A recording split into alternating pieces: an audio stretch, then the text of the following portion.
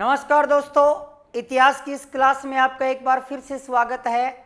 आज अपने बात करेंगे कछवाहा राजवंश में ईश्वरी सिंह, माधव सिंह प्रथम और स्वाई प्रताप सिंह की।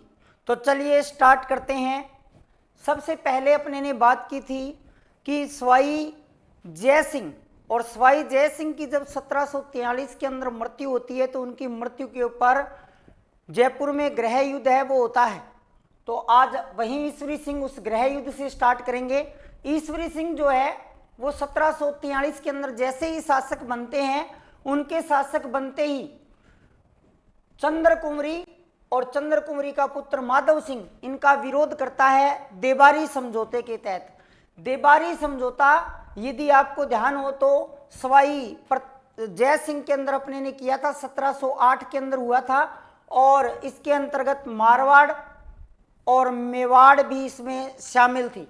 तो देबारी समझौते में यह तय हुआ था कि चंद्र कुंवरी का जो पुत्र होगा वो आगे आकर आमेर का शासक है वो बनेगा और चंद्र कुंवरी का पुत्र है वो माधव सिंह होता है, किंतु ईश्वरी सिंह का जन्म पहले होता है।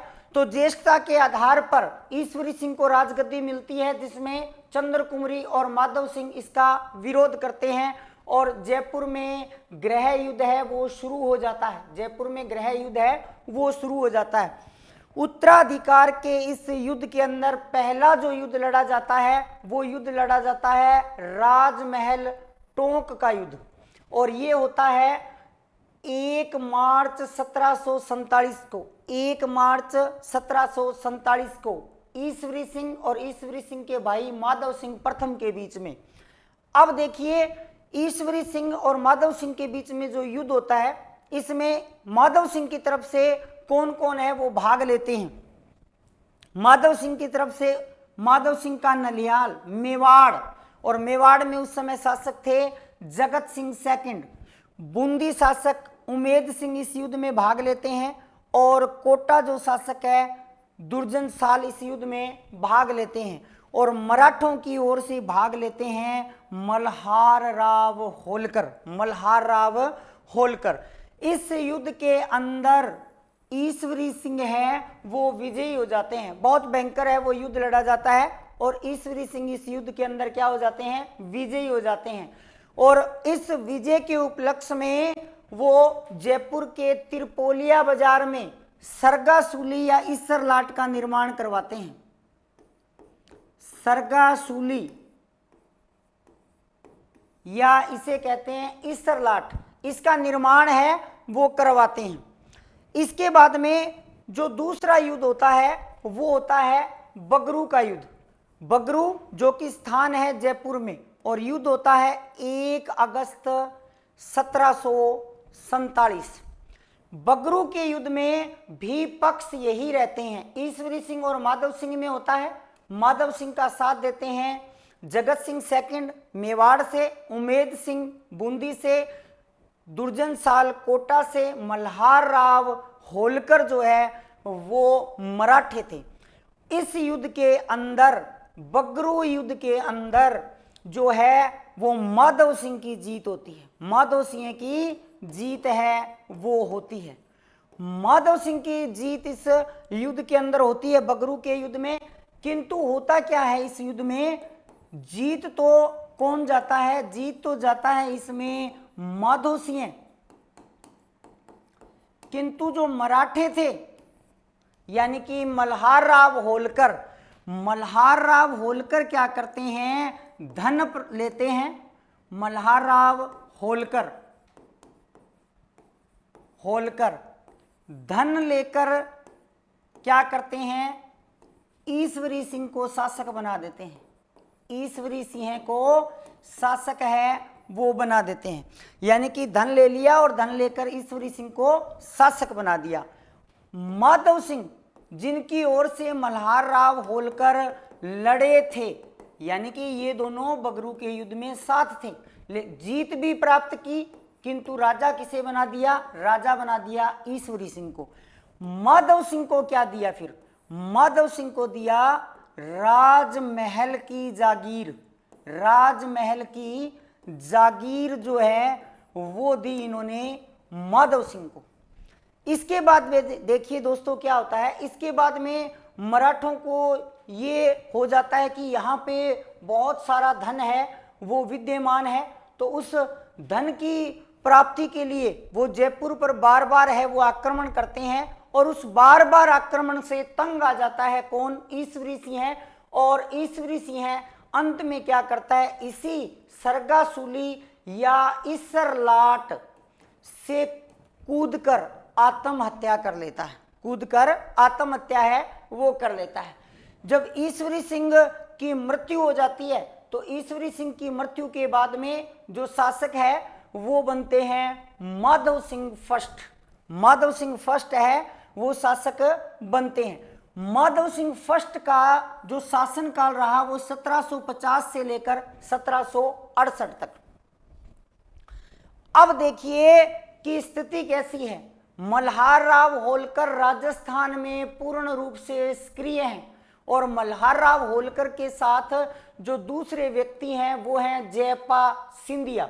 ये राजस्थान पर लगातार आक्रमण है वो कर रहे थे, और जैसे ही ईश्वरी सिंह की मृत्यु होती है, ईश्वरी सिंह की मृत्यु के ऊपर इन दोनों के सहयोग से माधव सिंह हैं वो शासक बनते हैं। दोनों के सहयोग से माधव सिंह हैं वो क्या बनते हैं, शासक है वो बनते हैं। अब माधव सिंह शासक तो बन गए, किंतु मराठों ने क्या किया, बार बार धन की है वो मांग करते हैं। जब वो बार बार धन की मांग करते हैं और माधव सिंह उस धन को चुका नहीं पाता है, तो मराठे जयपुर पर पुनः आक्रमण करते हैं। उस समय जो जयपुर की जनता होती है वो मराठों का संहार करती है, यानी कि जयपुर की जो जनता है वो मराठों से युद्ध करती है और मराठों को जयपुर से बाहर कर देती है। उसी बीच महत्वपूर्ण युद्ध होता है बंटवाड़ा का युद्ध। बंटवाड़ा युद्ध, बंटवाड़ा युद्ध 1761 के अंदर।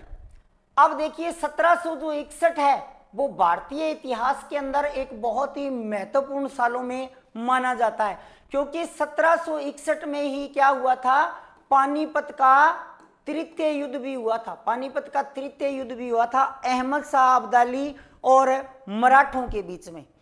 इस युद्ध के अंदर मराठे हैं वो पराजित हो चुके थे। इस युद्ध में मराठे हैं वो पराजित हो चुके थे।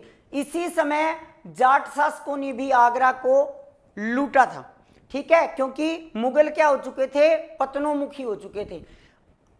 बंटवाड़ा युद्ध महत्वपूर्ण युद्धों में इसलिए माना जाता है कि जो कमजोर मुगल शासक था अहमद शाह और अवध के नवाब के बीच में माधव सिंह क्या करवाते हैं, एक समझौता करवाते हैं। उस समझौते के तहत माधव सिंह फर्स्ट को अहमद शाह क्या करते हैं, रणथंबोर की जागीर दे देते हैं। रणथंबोर के ऊपर शत्रु साल हाड़ा, रणथंबोर के ऊपर शत्रु साल हाड़ा कोटा के शासक अपना अधिकार समझते थे, इसलिए जब रणथंबोर की जागीर माधव सिंह को मिली तो शत्रु साल हाड़ा है वो नाराज हो गए और उन दोनों के बीच में युद्ध होता है बंटवाड़ा का युद्ध, माधव सिंह और शत्रु साल के बीच में। शत्रु साल का इस युद्ध में साथ देते हैं जालिम सिंह झाला और इस युद्ध में शत्रु साल की विजय होती है। यहीं से जो हाड़ौती का क्षेत्र है उसके अंदर क्या है, हाड़ौती और आसपास के क्षेत्र के अंदर जालिम सिंह झाला का वर्चस्व है वो बढ़ जाता है।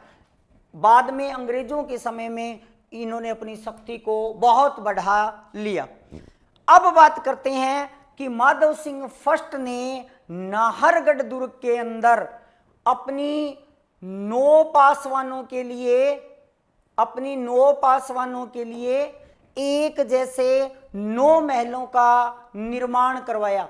सबसे पहले बात करते हैं कि पासवान क्या होती है। पासवान क्या होती है, देखिए पुराने समय में क्या था, पुराने समय में ये था कि राजा यदि किसी दासी के साथ विवाह करना चाहता है या उसको अपनी पत्नी के रूप में रखना चाहता है तो उसे उसके पैर के अंदर कड़ला पहनाना पड़ता था और वो एक प्रकार से उसकी उपपत्नी मानी जाती थी। तो माधव सिंह जो थे उनके 9 पासवान थी, माधव सिंह जो थे उनके 9 पासवान थी और 9 पासवानों के लिए वो क्या करते हैं, एक जैसे 9 महलों का निर्माण है वो करवाते हैं। और कहाँ करवाते हैं, नाहरगढ़ दुर्ग के अंदर करवाते हैं। ये एक जैसे 9 महल है उनका निर्माण है वो उनके द्वारा करवाया जाता है। ये इंपॉर्टेंट है, आपने ध्यान रखना है। इसके बाद में शासक आते हैं पृथ्वीराज कछवा। पृथ्वीराज कछवा इसके बाद में शासक हैं वो आते हैं, जो कि 1768 से लेकर और 1778 शासक रहते हैं। इनके समय में कोई बहुत ज़्यादा महत्वपूर्ण कार्य नहीं हुए। तो इसके बाद के जो शासक आते हैं वो शासक आते हैं सवाई प्रताप सिंह हैं। सवाई प्रताप सिंह हैं जो कि 1778 से लेकर 1803 तक शासक रहते हैं। इनके समय कला साहित्य सभी के अंदर उन्नति हुई और एक महत्वपूर्ण शासकों में माने जाते हैं। तो चलिए अब बात करते हैं सवाई प्रताप सिंह की। तो सवाई प्रताप सिंह तुंगा का युद्ध लड़ते हैं 28 जुलाई 1787। 28 जुलाई 1787। यहां आपने 2 महत्वपूर्ण बातें याद रखनी है। पहली बात यह कि जिस समय ये युद्ध होता है तुंगा का, उस समय तुंगा स्थान था दौसा के अंदर और वर्तमान में ये स्थान है जयपुर के अंदर।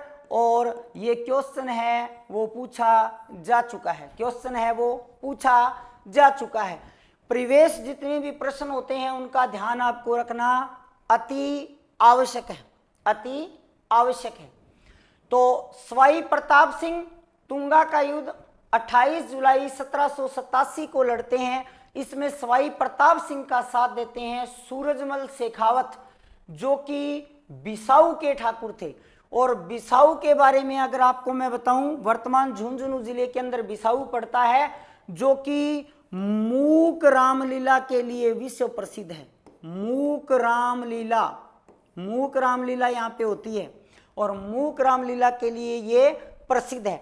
और इनके सामने मराठा सरदार थे भी, इनके सामने मराठा सरदार थे। कौन? महादजी सिंधिया। महादजी सिंधिया। महादजी सिंधिया इस युद्ध में पराजित होते हैं और पराजित होने के बाद में एक कथन कहते हैं, कथन कहते हैं यदि मैं जीवित रहा तो एक दिन जयपुर को धूल में मिला दूंगा। यदि मैं जीवित रहा तो एक दिन जयपुर को धूल में मिला दूंगा। और यहां से वो पलायन कर जाते हैं। कुछ ही समय के बाद में अगले साल, अगले तीसरे वर्ष के अंदर जो महत्वपूर्ण युद्ध होता है वो युद्ध होता है पाटन का युद्ध। पाटन का युद्ध। और पाटन के युद्ध में ये दोनों ही आमने सामने होते हैं। यानी कि पाटन का जो युद्ध है वो प्रताप सिंह और महादजी सिंधिया के बीच में होता है। महादजी सिंधिया के बीच में होता है। इस युद्ध में महादजी जो सिंधिया थे उनके सेनापति जो थे वो फ्रांसीसी थे। सेनापति जो थे वो फ्रांसीसी थे, डी बोई।